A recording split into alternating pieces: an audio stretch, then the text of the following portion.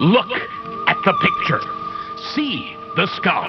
Visible Frankenstein controls. The Brain Thoughts broadcasting radio. The Frankenstein earphone radio. The latest new skull reforming to contain all Frankenstein controls. Today's episode of Frankenstein Control is brought to you by this chocolate bar I found on the lawn. Is it opened? There's one open. This chocolate bar tastes bad. Anyway, welcome to Frankenstein Control, everybody. What, was it like a crackle bar? Or, you know, like those, the crackle's like the bootleg, crunch bar, which I prefer, actually. Did it have nuts in it? It had corn in it for some reason. I don't know. Yeah, that confirms it. Yeah. There's a poop joke, everybody! Poop joke! Back to basics, our old reliables. Yes, welcome to Franken. It's me, the Doo-Doo Man. To my right is Dark B-Rye. I'm Dark B-Rye. That's actually pretty cool. Can I keep that? Sure. And to my left is Light Ada. I'm Ada, Light Ada, and I was confused about the sponsor because I thought we were sponsored by the Incredible Edible Ape. The Incredible Edible Ape? Yeah. Oh, that's a meal. Boy, It's a meal in itself. It's a meal in itself. I'm The just zoos. imagining. Oh my god! Actually, that's a horrifying image. I thought it was funny at first, but like, the more I thought about it, imagine like a gorilla, but prepared exactly like a Norman Rockwell Thanksgiving turkey. Jesus Christmas. Yeah, that's a really horrifying image. That is very unwelcome. Yeah, I don't like that. That's scary. Which Indiana Jones is it where they pull out the monkey heads and they eat them? The second one. That's Yes, the the second second one. That's Temple of Doom. That's a good one. Featuring Short Round, Yeah. who then grew up and starred in Everything Everywhere All at Once. Yeah. He was good in that movie. I'm glad they used him instead of Jackie Chan. I think he has a better fit for that kind of Absolutely. film. Yeah. I'd believe him when he says be nice. Yeah. And, just be kind. I wouldn't believe Jackie Chan when his ass says that. I know how he fucking neglects his fucking kids. And then Goro Miyazaki somewhere is just like, and he cries a little bit. Because his father is mean to him. He made the Tales of Earthsea, which wasn't good. No. and then he made that one movie, What with the Witch Girl, who wasn't really a witch. There's a rock band in it, and there's a funny lady, and I don't know. I can't remember. That sounds cool. Nah, it's fine. It's fine. It was that one that was in CG that everybody was having a fucking spurg out about. Everybody was chimping it up. Because they're like, CG in my Miyazaki movies. I don't remember that at all. It's the thing that happened. I just remember how in Tales of Earthsea, one of the main characters assassinates his father, who is a king, in the opening 10 minutes, and it is never discussed again, and it has no consequences. Goro just wanted to put that there for reasons. Yeah. Definitely no wish fulfillment there. Also, I've never seen a picture of Goro Miyazaki, so I only assume he looks like Goro from Mortal Kombat. I was just going to say he has 4 arms, Yeah, and he's like a giant centaur man. He's like 8 feet tall. And But he's got From Software Miyazaki's face. Oh my god. Lissa's been watching a lot of Donkey lately, and in a lot of his Dark Souls, a lot of his Soulsborne games. I don't even remember which one it was, but he was like, "Why are you yelling at me? This is a guy who did it." And it was just Miyazaki's face. Don't get mad at me. It was him. Fucking, I just imagined. So you said that Goro was a 4-armed centaur man. First off, false. There is Goro, and then there's a character from Mortal Kombat 3 who was a centaur. I conflate the two of those very easily. I conflate a lot of things because you have to understand my my consumption of that media was seeing it about 2 or 3 times a year at an arcade game on a summer camp field trip. Exactly. And I only remember that because there was, like, back in the ancient times, ladies and gentlemen, kids, tuck in for some grab some popcorn, grab a little Grandpa's gonna tell a story. Grandpa's going to tell you a story. Back in the day, you would rent video games, and sometimes, the manual would still be in the Blockbuster box. And that shit was amazing. That was a splendiferous occurrence. Because they used to put, like, really weird and interesting shit in the in the manuals. And I loved reading them. In the Mortal Kombat 3 manual, because I rented it once, because my parents let me rent it for some reason. Oh, yeah. Hyperviolence, who cares? And in the manual, it showed the Centaurman, and I thought that was the coolest shit. And then I booted up the game. I couldn't use the Centaurman because you had to unlock him. You had to unlock him. So of course. I was just like, shit sucks. And so that was burned into my memory for my whole life. So that's how I know Centaur Man was in Mortal Kombat 3. And also, I'm now imagining a centaur, but then also the human part has 4 arms, and that is a human spider. That's horrifying. Oh, God, it is. It's a human horse spider. Ugh. Kill me. Yeah, kill me. Later. Pretty cool Dark Souls enemy, though. Yeah. It does sound like those horrible house centipede ladies what float in the water and are just disgusting looking. The Cronenberg ladies in Dark Souls 3. I'm not fond of them. Yeah, they're awful. Especially because, like, anytime you kill them, they usually just drop poop. Yep. All they do is shit they self when they die, and that's all you get. Can you shit yourself if you're not wearing clothing? Then you're just shitting. Well, you shit yourself anytime, B, right? Well, I think what he's saying is that you're not shitting yourself unless you're just your shitting. clothing is catching then it just falls to the ground. Yeah, if you're just naked and you just stand there and shit, then you're just shitting. Just shitting. But if you're fully clothed and you stand there and shit, you are shitting yourself. Well, not fully clothed, just have something covering. If you have something in your buttular region, then if you're wearing assless chaps and you poop, then you're not shitting yourself. Oh my God, you're shitting. Okay, so like I think another part of it is like maybe it's. Do you think there's an aspect of it that's based on activity, like your state of being, not just your state of dress, but your state of being? Perhaps intent. Intent. Yeah, because if you're running or just you get scared or whatever, and it makes you poop, even if you're not wearing pants. I think that could still qualify as shitting yourself. Yeah. Because you didn't mean to do that. Yeah, exactly. That was an accident. Exactly. That's what I'm getting at. Like, it's a state of being, like a state of mind. Shitting yourself is a state of mind, man. I think I heard a hippie at a weed shop tell me that it's also based off of whether or not you're wearing the clothes. Because if you're wearing pants and you intentionally shit yourself, you are shitting yourself. What if you are cartwheeling? That's something you then don't you're shitting someone else. Yeah. You don't want to be within 10 feet of that one. Oh, the shit rainbow spray of diarrhea. It's the worst spin art I've ever seen. No. Spin art was the thing that everybody wanted, but nobody had because every single parent saw that and went, fuck that shit. No way. Absolutely not. I want to keep my deposit. All my kid is going to do is fuck everything up. For 14 payments of $9.99, exactly. You too can have spin art. Although spin art is funny. It does create, for peeps our age, it does create a very visceral mental image when you refer to anything as spin art. It does. It really does. So, you saying spin art reminded me of the Pokemon Spinda. Which reminded me of... how there's 8 billion trillion variations of his coloration. So, I have a tale to tell you two about bullshit in Pokemon. How everything's green. What? All the shinies are green.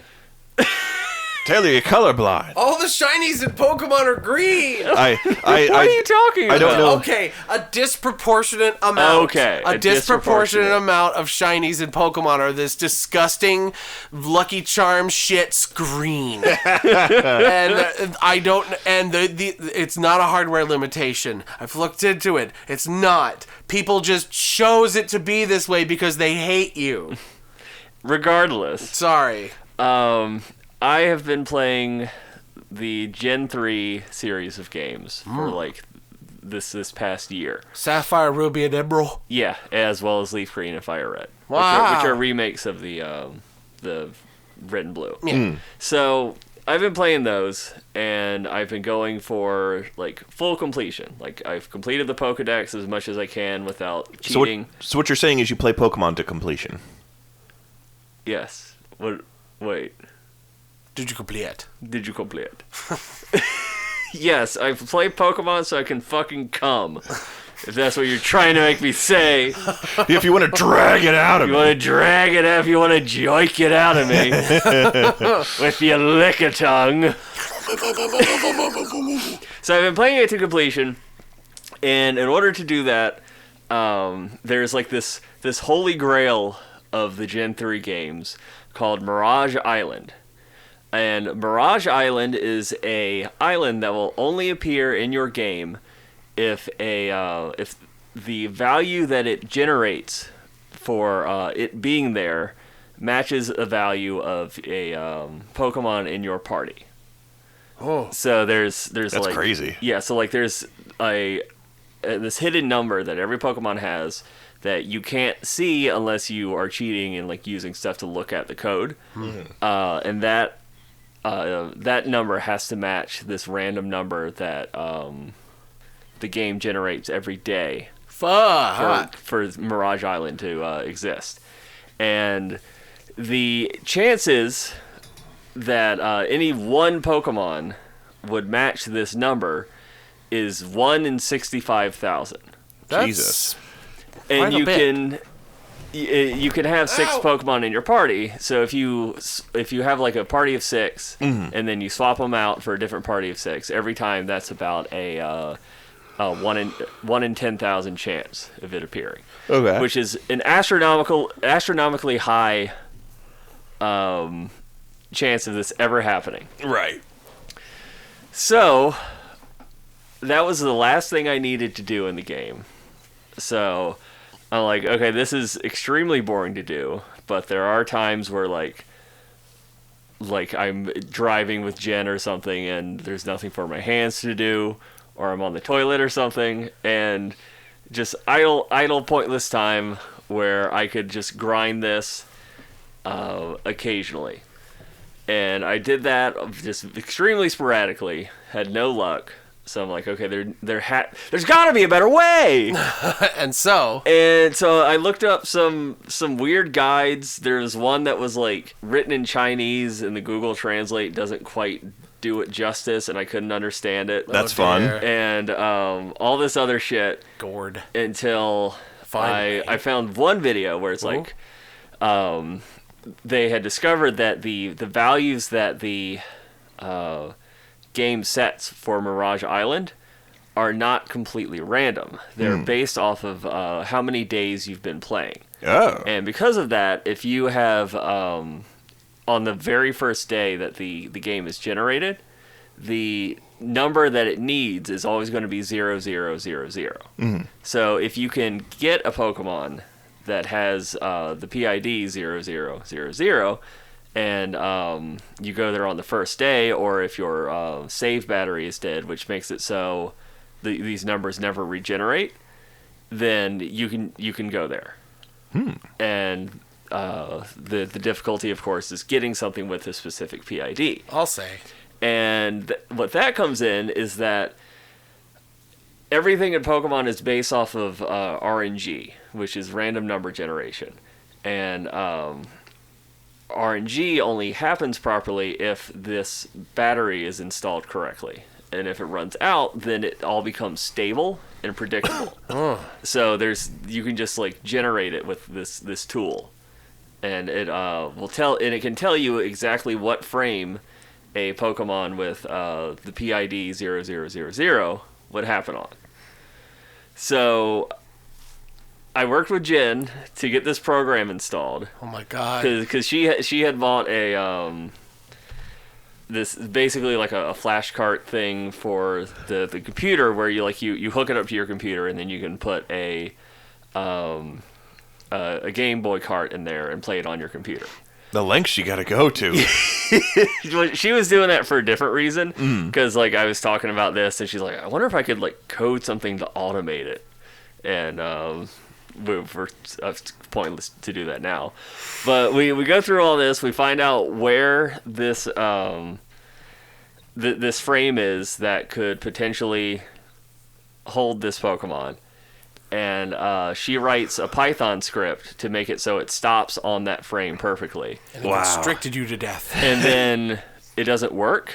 Oh. And we realize that by plugging it into her flashcart thing, provides a battery source. So the RNG is no longer consistent. Shit. So the only way to do that would be to manually time it out, and we'd have to wait like 5 minutes and 30 seconds before it would happen, and then we'd have to do a frame perfect input.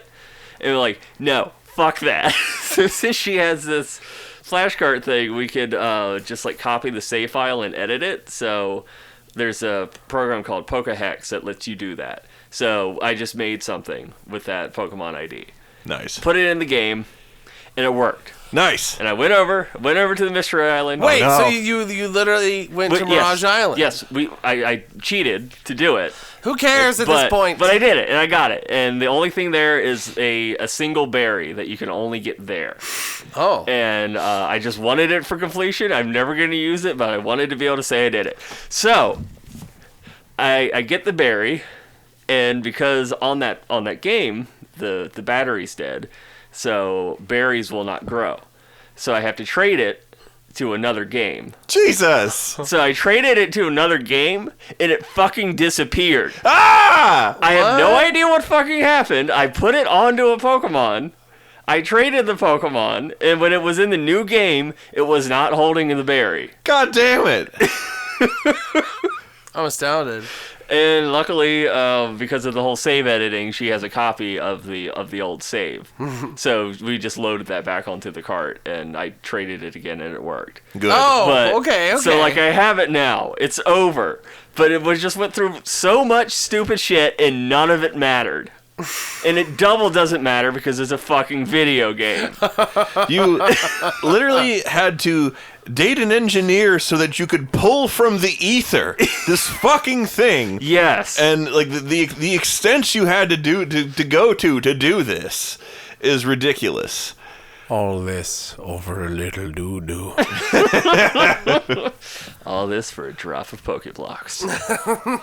All that for a Kyle. All that for some cock. I just wanted to wear your wizard hat, Ada. I'm sorry. I pointed out to Taylor that when he was wearing your stolen... just show her the picture. I will. He looked like Laszlo from when he has this hat made out of witch skin. Ew. And it's a cursed hat made out of witch skin, and Nadja hates it and keeps telling him to throw it away, and it like makes all this bad shit happen constantly because it's cursed, and like he refuses to believe it. He's having none of it. He loves this fucking hat. It's very silly. It is very silly. Well, fuck, Kate. I'm sorry you had to go through all that to get a little fucking berry. Yeah. What does the berry do?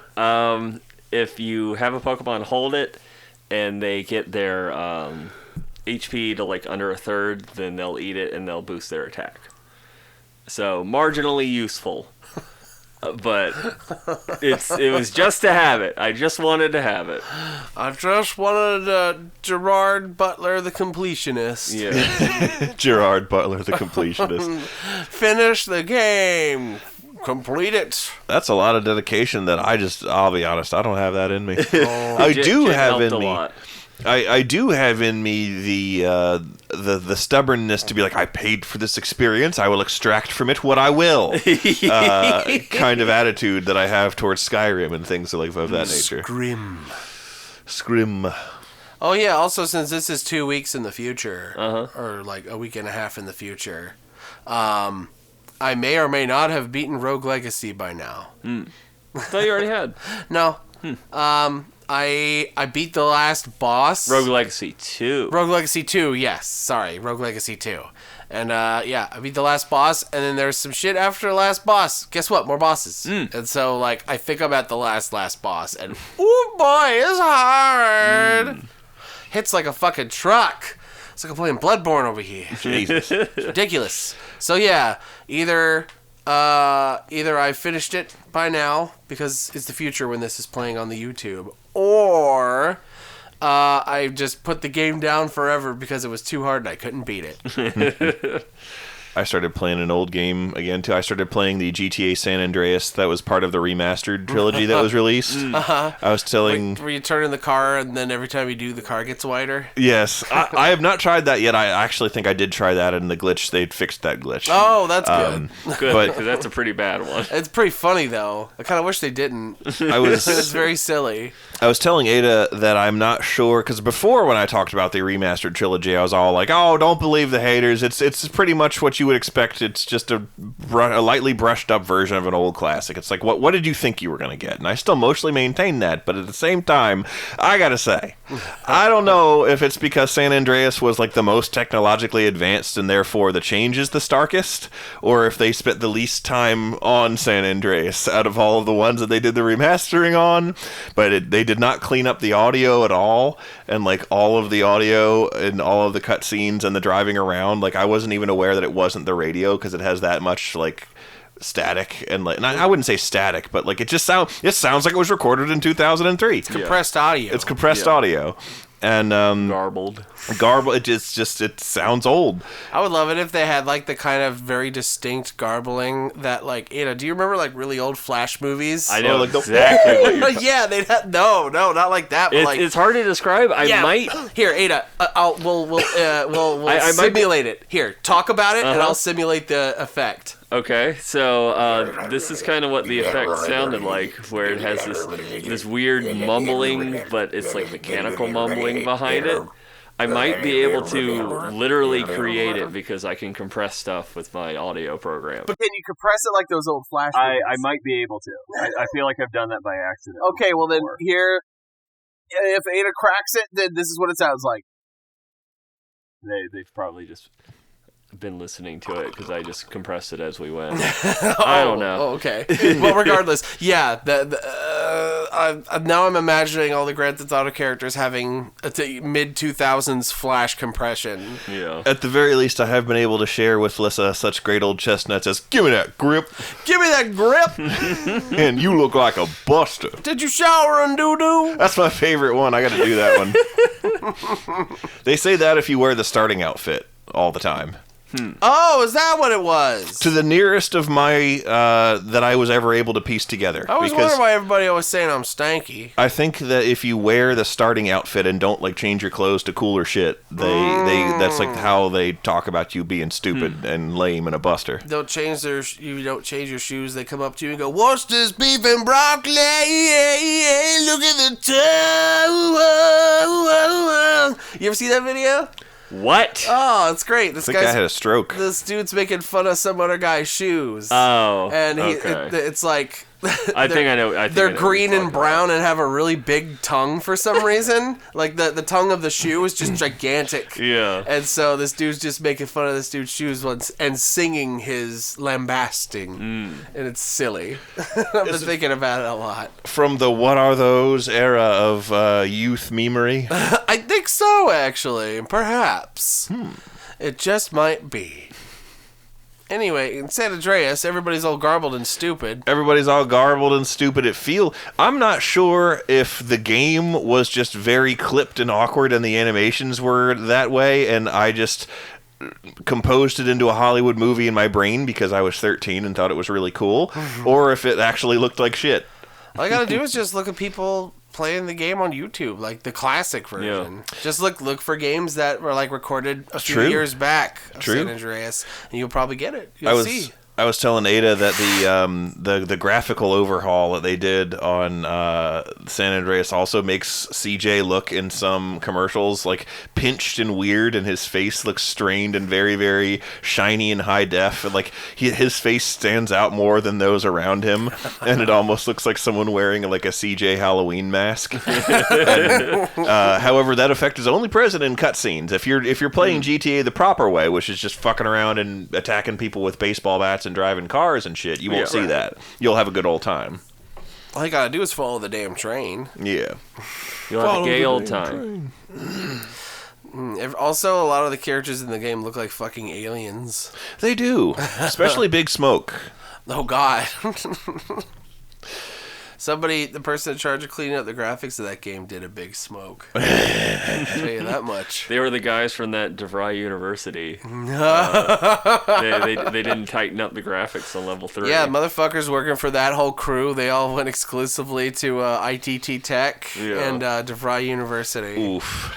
They just had the cream of the crop. Yeah. Is DeVry one of those? DeVry? Or Yeah. okay. Yeah. DeVry's one of those hack universities. Hack frauds. Hack fraud universities, yes. Oh, this was months ago, but I forgot to tell you. God. When we went to the Roe v. Wade protest, there was a guy there with a sign that said hack frauds on it. Yeah. They got a Red Letter Media fan. Yeah, like Taylor would appreciate that. I would appreciate that. I was too busy scanning the crowd for Proud Boys to go over and get arrested fighting. Red Letter Media released a video recently of them playing a video game. I assume it's supposed to be a VR experience, but somebody created a walkthrough game. When I say VR, I say it because there's lots of shit that you can pick up and fuck around with. But they recreated the Red Letter Media studio space and did it as best as they could based on the videos that have come out. So it was really interesting to see Mike and Rich play through this space. We're like, okay, well, this isn't right, but fuck, this is really accurate though. Holy shit, wow. And they filled it with all the items that you can interact with, you can read descriptions of, and there's lots and lots and lots of little inside jokes in there. And I was just like, this is great. For the first time in a long time, I was just like, this is just a rewarding fan experience. I'm enjoying this greatly. And then I took a step back and realized nobody is this autistic about RLM besides me. Only I am taking joy from this, and only I can take joy from this. Taylor, there's always a bigger autist. I mean, it's true. Yeah. That's why Winnie the Pooh... Yeah, that's why Pooh's Adventures exists. Pooh's Adventures exists. Ooh, that's a lot. Good old crossover culture. Don't you love it? Don't you love the metaverse? Yeah. Don't you love metaverses? And the serververse? It's great. We're traveling into the serververse. We're gonna fight Arya Stark. And the next DLC, the next characters will be Princess Bubblegum and, I don't know, Green Lantern. And then also the guy who rapes a lot of people in Game of Thrones. Who is that? Lots of people. You'll have to be more specific. Well, it's like I said, they might as well shoehorn in a bean-mouthed Tony Soprano at this point. Also, the Steven Universe of that game looks like a racist depiction. He does. He just does. He does not look great. Racist of what? Not sure, but he's just offensive. Yeah, he just looks like he looks like he's offending people by being existing. It looks real bad. It's shit. I know. Obviously, this is 8 weeks out from when the game released, and everybody's already had their yucks. But we're Frankenstein Control, damn it. We don't talk about stuff until it's long irrelevant. Long overdue. Much like a book. Not topical at all. No. Speaking of which, I gotta read my Black Mad Wheel. Black Mad Wheel. Did you just get weird shit at the library and check it out? Yeah. Nice. I've just a couple times I've just gone there and be like, that looks like a cool title and a cool genre. I did that a couple times. Yeah, because I'm trying to recapture the the childhood years where I would just get any old book and read it voraciously. Those are good days. You need those As fucking... well as, and it's just like in this world now where all of our media is like catered towards us. Yeah. And like it just is like this recursive feedback loop of here's what you like, and it's like what you like, and it just keeps you in your little bubble. I'm just kind of branching out in very random little spurts of That's a good way to do it. And the library is always a good place to go for exactly, because it's... How much does it cost? It's free. It's free. Oh, it's for free. Free? God damn it! I'm trying to find the fucking books that I always used to look at when I was a wee child. They were white and they had the white. Boxcar Children? No, they always had pictures of sharks and cats. The Eyewitness ones? Eyewitness? Are they called Eyewitness? Yeah, I love those. It's not I Spy. Eyewitness. That's the best shit, man. Let me see. Hold up.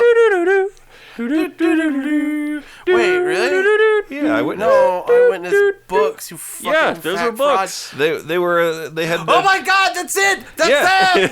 Oh! Yeah. No! Yo, it's one of my favorite books! Fuck yeah! I had that one! Oh, that was a great one! Oh, man. Eyewitness Arms as books, well as though. armor. Oh my God. I wish there was some way that I could just, like, order these now and buy them. You probably can. Oh my God, you can! You can get them on thriftbooks.com, used for $4.19. That's nothing. That's as cheap as free. Damn. That's the cheap, it's nearly free. Oh! Eyewitness Judaism. That looks fake. I know. I think it's real, but It might not be. I don't know. No, it's on Amazon. Yeah. It's Eyewitness books on Amazon. I'd read that. I don't know shit about Judaism. I don't know shit about Judaism. I legitimately either. That's true. I legitimately love nothing less than going to the Scholastic Book Fair, getting one of those about something I knew nothing about, and voraciously devouring it. Fuck yeah, and dude. that was my childhood, and it was a wonderful experience. Dude, so many of these fucking books. I'm just scrolling through, and I'm just like, I know, I got that. I read that one. I read that one. I read that one. They're great. I read that one. Mine was a dinosaur one. Yeah. Mine was a Titanic book. I had the Titanic book too. I rented the Titanic book, rented. I don't know what else you call it. Checked out. Checked, yeah, okay, I mean, checked it's out. still a rental. Yeah, I checked out the Titanic book library. so many times, though it probably smelled like me by the time I got out of grade school. I too went through a similar phase with probably my library's version of that book. Oh. And in about second grade, we had to do these things where we had to write and create our own books that had to be like 10 or so at least 10 or so pages long, and and illustrate them, which I loved. Ooh. And I did one on the Titanic for that reason. And then like when they had like a parents' night where all the parents would come and look at all the books that everyone did, and like all the dads were clustered around my Titanic book because I had like loads of dead guys and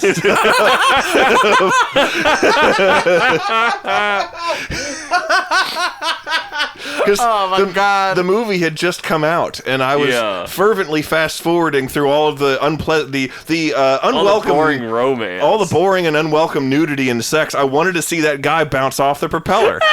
Conk.